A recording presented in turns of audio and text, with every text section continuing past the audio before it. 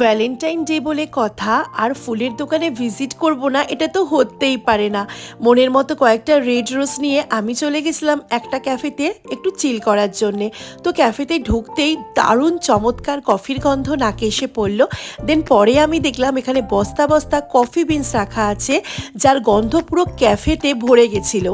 আর তোমরা যারা আমার মতো কফি লাভার তারা অবশ্যই বুঝতে পারবে যে কফির প্রতি আমাদের একটা আলাদা প্রেম আছে। এবার আসি অ্যাম্বিয়েন্সের কথায়। অ্যাম্বিয়েন্স ছিল দুর্দান্ত, ফাটাফাটি, ফটো তোলার জন্য, ভিডিও করার জন্য জাস্ট পারফেক্ট।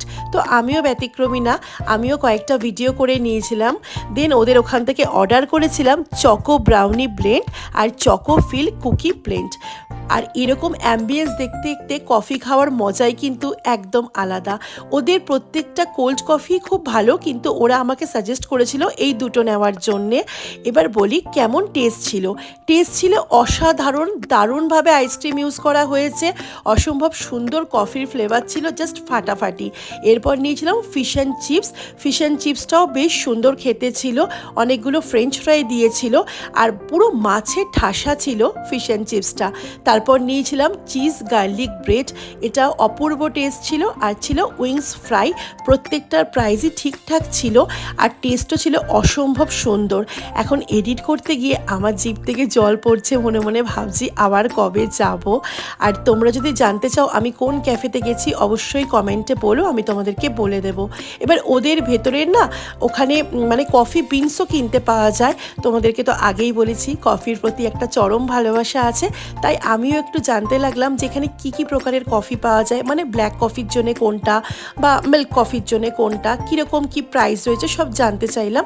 তো আমাদেরকে সব কিছুই বোঝালো আমাকে ব্যাপারটা খুলে। তো যাই হোক না কেন, এখানে কফি কিন্তু নিলে হবে না, এখানে কিন্তু ঝামেলাও রয়েছে। अच्छा छू सकती हूँ। अच्छा ये ग्राइंडेड फॉर्म है। उसके बाद क्या करना, जब ये डस्ट निकलता है, अच्छा मैं कॉफी निकाल लिया, ये डस्ट बचता है, इसको आपको फेंकना पड़ेगा। ব্যাপারটা ছিল এরকম যে কফির যে ডাস্টটা ওটা কিছুতেই আলাদা করা তো সম্ভব না, আমরা তো ইনস্ট্যান্ট কফি ইউজ করি, ওই জন্য ওরা আমাকে বলেছিল একটা কফি মেশিন নেওয়ার জন্যে।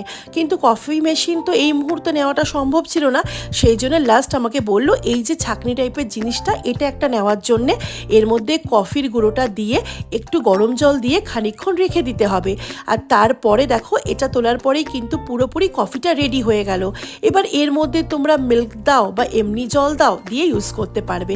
তো যাই হোক আমি নিয়ে নিয়েছিলাম 2 প্যাকেট কফি। অ্যাম্বিয়েন্স তো দুর্দান্ত লেগেছে, খাওয়া দাওয়াটাও কিন্তু দুর্দান্ত ছিল। তোমরাও একবার ভিজিট করে এসো। টাটা, আজকের মতো বাই।